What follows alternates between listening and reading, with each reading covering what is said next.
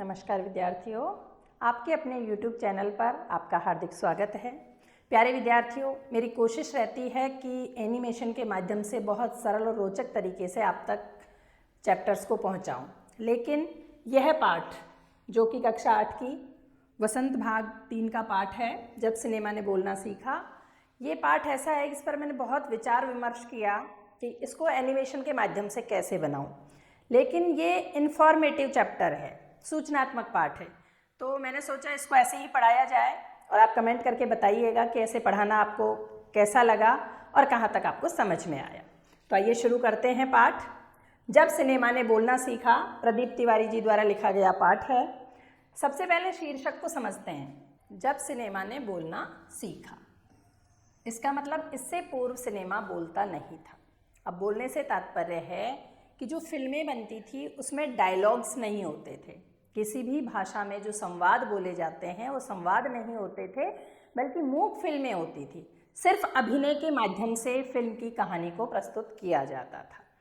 तो 14 मार्च 1931 वह ऐतिहासिक तारीख थी जिस दिन भारतीय सिनेमा में बड़े बदलाव हुए थे, अर्थात भारतीय सिनेमा ने बोलना सीखा था।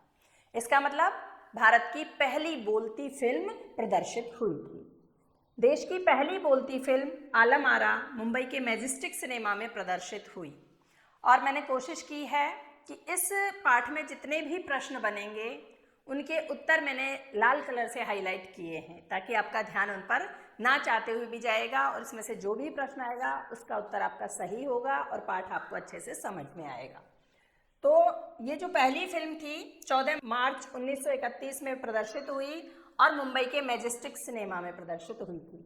फिल्म के पोस्टर पर लिखा था, वे सभी सजीव हैं, सांस ले रहे हैं, 100% बोल रहे हैं, 78 मुर्दा इंसान जिंदा हो गए, उनको बोलते बातें करते देखो। यानी पहली बोलती फिल्म थी, एक तरह से क्रांति का समय था सिनेमा जगत में। तो फिल्म के पोस्टर पर इस तरह के शब्द लिखे हुए थे।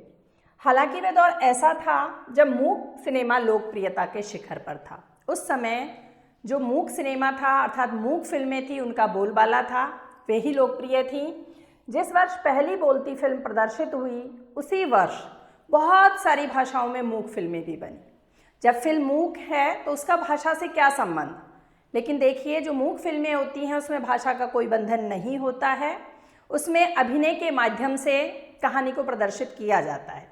तो किसी भी भाषा के व्यक्ति उसे देख सकते हैं और अपने अनुसार उस स्टोरी को, उस कहानी को समझ सकते हैं। मगर बोलती फिल्मों का ये नया दौर शुरू हुआ था। पहली बोलती फिल्म आलम आरा बनाने वाले फिल्मकार अर्देशीर एम ईरानी थे।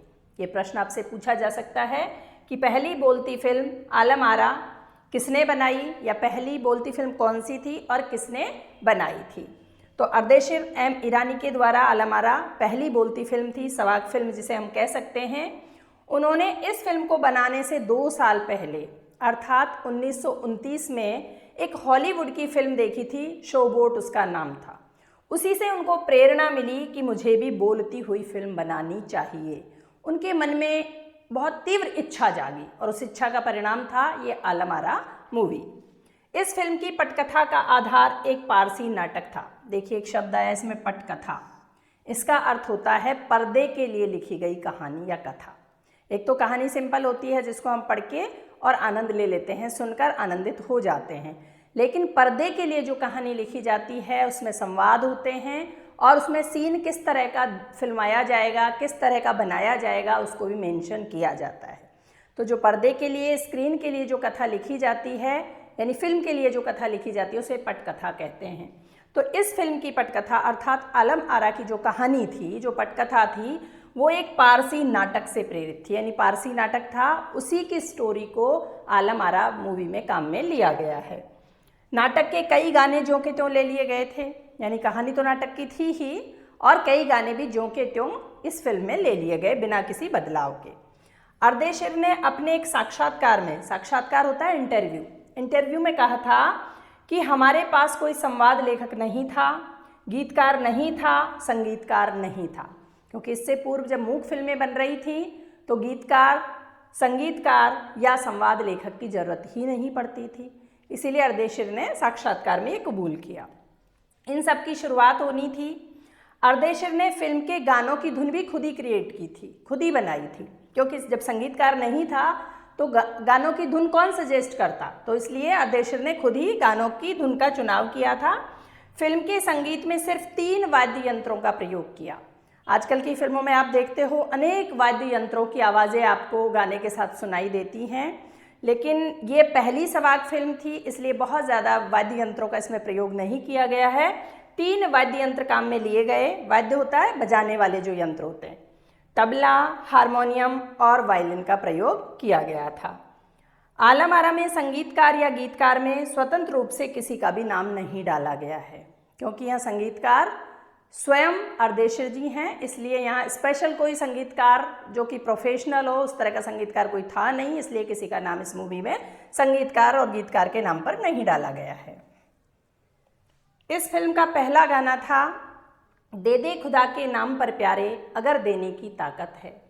इसमें पार्श्व गायक WM खान थे। ये भी एक प्रश्न बनता है कि आलम आरा फिल्म का पहला गाना कौन सा था और इसके पार्श्व गायक कौन थे। पार्श्व गायक होता है पर्दे के पीछे गाने वाले। जैसा कि आप देखते होंगे फिल्मों में गाने वाले अलग होते हैं, पार्श्व गायक गायिकाएं अलग होते हैं, और पर्दे पर आप हीरो हीरोइन को देख रहे होते हैं तो ऐसा लगता है जैसे वो खुद ही गा रहे हैं, क्योंकि उस समय जो वर्डिंग्स आते हैं गाने के उसके अनुसार मुंह हिलाते हैं तो हमें वही दिखाई देते हैं, जबकि पर्दे के पीछे गाना गाने वाले कोई और ही होते हैं, उन्हें पार्श्व गायक या पार्श्व गायिकाएं कहते हैं। तो इस फिल्म में जो पार्श्व गायक थे वो WM खान थे। आलम आरा का संगीत उस समय डिस्क फॉर्म में रिकॉर्ड नहीं किया जा सका। साउंड के कारण इसकी शूटिंग रात में करनी पड़ती थी। मूक फिल्मों को दिन के प्रकाश में शूट कर लिया जाता था, मगर आलम आरा की शूटिंग रात में होने के कारण इसमें कृत्रिम प्रकाश व्यवस्था करनी पड़ी थी। यानी कि जो मूक फिल्में होती थी, यानी बिना संवाद की जो फिल्में होती थी, उनको दिन के उजाले में ही शूट कर लेते थे। चूँकि ये संवाद डायलॉग बोलने वाली फिल्म थी तो रात को थोड़ी शांति रहती है, सन्नाटा रहता है, तो ऐसे में इसको शूट करना था और रात्रि को अंधकार हो जाता है, अंधेरा हो जाता है, इसलिए कृत्रिम प्रकाश की व्यवस्था करनी पड़ी थी और यही प्रकाश प्रणाली की शुरुआत हो गई थी। ये मान के चलिए फिल्मों में जो लाइट इफेक्ट डाला जाता है इसकी शुरुआत आलम आरा से ही हुई थी, जो आगे फिल्म निर्माण में ज़रूरी हिस्सा बन गया। अब लाइट इफेक्ट के बिना फिल्म में मज़ा ही नहीं आता है ना, तो ये शुरुआत वहीं से हुई। आलम आरा से कई स्टार और तकनीशियन तैयार हुए जो फिल्म उद्योग के भविष्य के लिए महत्वपूर्ण थे, पिलर थे। अर्देशिर की कंपनी ने भारतीय सिनेमा के लिए 150 से अधिक मूक और लगभग 100 सवाक फिल्में बनाई। यानी अर्देशिर की कंपनी जो थी, जो कि पहली बोलती फिल्म के निर्देशक थे, इनकी कंपनी ने भारतीय सिनेमा के लिए लगभग 150 तो मूक फिल्में बनाई, 150 के लगभग, और लगभग 100 सवाक फिल्में यानी बोलती फिल्में बनाई। आलम आरा अरेबियन नाइट्स जैसी फैंटेसी थी। अरेबियन नाइट्स ये कहानियाँ होती हैं जिन कहानियों में एक तरह से काल्पनिक कहानियाँ होती हैं, कल्पना पर आधारित होती हैं, है ना। तो ये जो मूवी थी आलम आरा, ये भी अरेबियन नाइट्स जैसी फैंटेसी थी, इसी तरह की कल्पना इसमें थी। फिल्म ने हिंदुस्तानी, देखो हिंदुस्तानी भाषा में हिंदी और उर्दू का मिश्रित रूप आता है। हिंदी और उर्दू को जब मिक्स करके बोलते हैं तो उसको हिंदुस्तानी नाम दिया जाता है।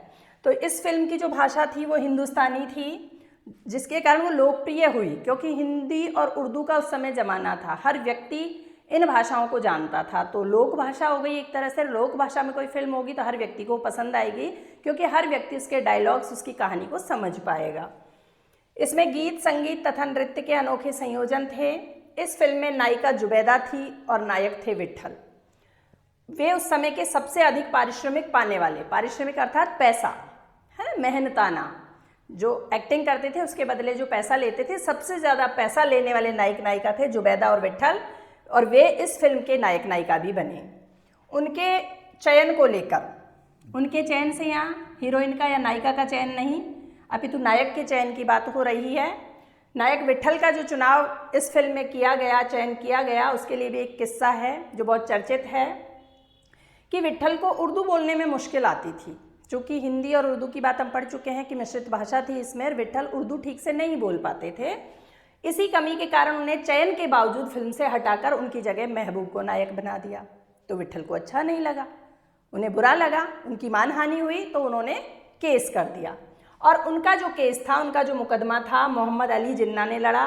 जो उस समय के मशहूर वकील थे। सबसे फेमस और सबसे अच्छे वकील मोहम्मद अली जिन्ना माने जाते थे। उन्होंने विट्ठल का केस लड़ा, तो जाहिर सी बात है केस तो जीतना ही था। विट्ठल मुकदमा जीत गए और भारत की पहली बोलती फिल्म के नायक बन गए। वे निरंतर कामयाबी के शिखर छूते रहे। वे लंबे समय तक मराठी और हिंदी फिल्मों में नायक और स्टंटमैन के रूप में सक्रिय रहे। सोहराब मोदी, पृथ्वीराज कपूर, याकूब और जगदीश सेठी जैसे अभिनेता भी इस फिल्म में मौजूद रहे, जो आगे चलकर फिल्म उद्योग के प्रमुख पिलर बने, स्तंभ बने। यह फिल्म, देखिए एक महत्वपूर्ण प्रश्न फिर आ रहा है,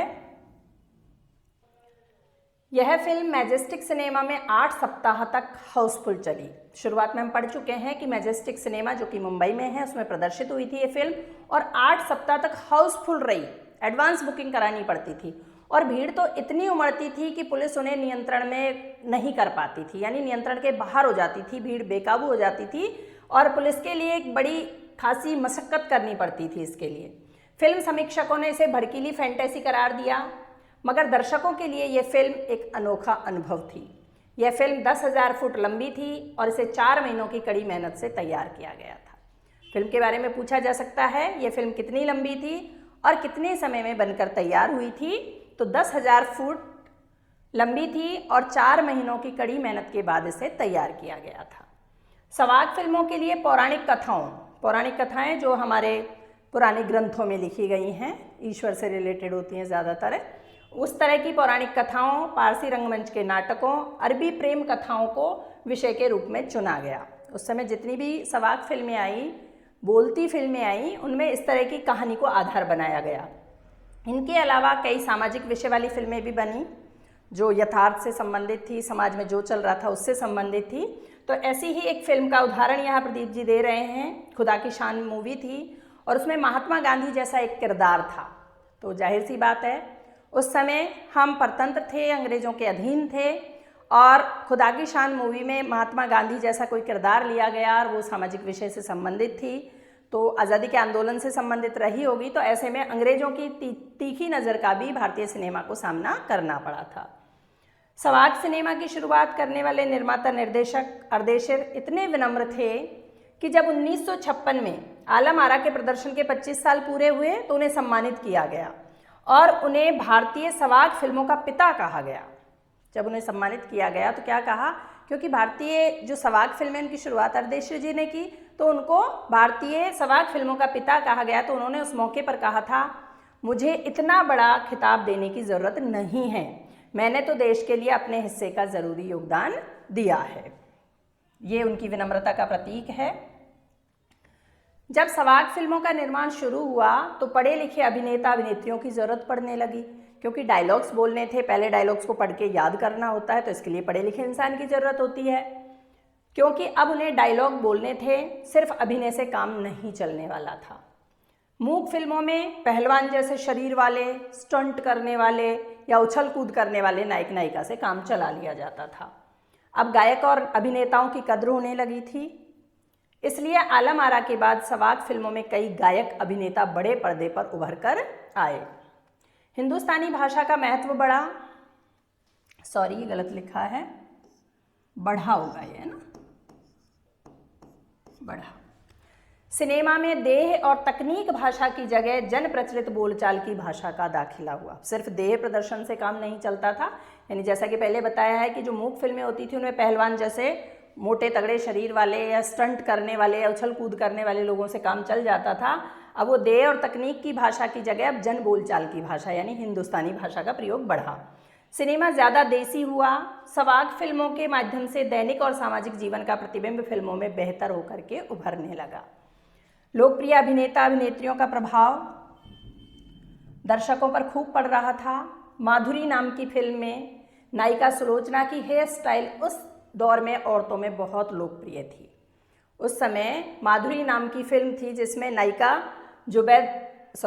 नायिका सुलोचना की जो हेयर स्टाइल थी वो औरतों को बहुत भा रही थी और औरतें वैसी हेयर स्टाइल बना रही थी उस समय।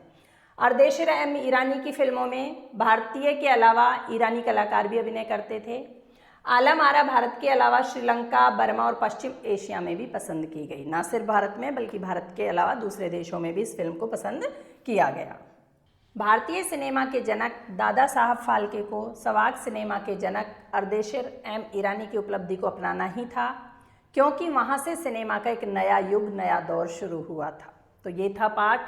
अब इसमें अंतिम पंक्ति में आपको पता चल चुका है कि भारतीय सिनेमा के जनक, यानी सवाक फिल्मों से पहले मूक फिल्में आती थी और मूक फिल्मों की भारत में शुरुआत दादा साहब फाल्के ने की। अब आपके लिए एक प्रश्न है कि भारतीय सिनेमा की शुरुआत कब हुई थी, किसने की थी, ये प्रश्न आपको मिल गया। इस प्रश्न का उत्तर आपको मिल चुका है, लेकिन कब की गई, इस प्रश्न का उत्तर आपको कमेंट बॉक्स में नीचे लिखना है। ये पाठ आपको कितना समझ में आया है और कैसा लगा ज़रूर बताइएगा। और चैनल पर नए हैं तो चैनल को अवश्य सब्सक्राइब करें। वीडियो देखने के लिए बहुत बहुत धन्यवाद। नमस्कार।